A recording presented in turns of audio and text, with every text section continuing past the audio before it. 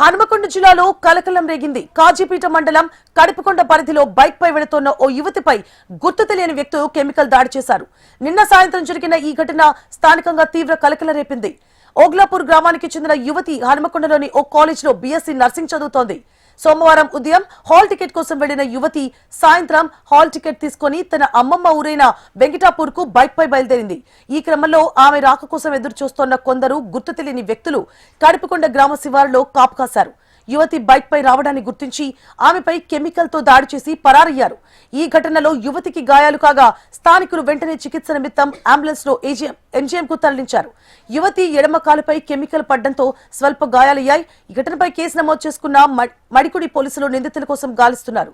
అయితే యువతిపై కెమికల్ దాడిపై ఆమె తండ్రి కుమారస్వామి స్పందించారు.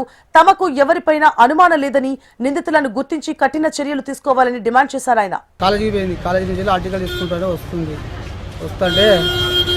గుర్తెలు వ్యక్తులు కడుపుకొండ గ్రామంలో యాసిడ్ బాటిల్ కెమికల్ బాటిల్ ఇచ్చిరేసిండు. మా పాపకి ఏమి తెలియదు, కలర్ చేంజ్ అయింది, కొద్దిగా కాలు కూడా బ్లాక్ అయింది. గుర్తెలు వ్యక్తులు వాళ్ళే ట్రీట్మెంట్ ఎంక్వైరీ చేస్తుంది.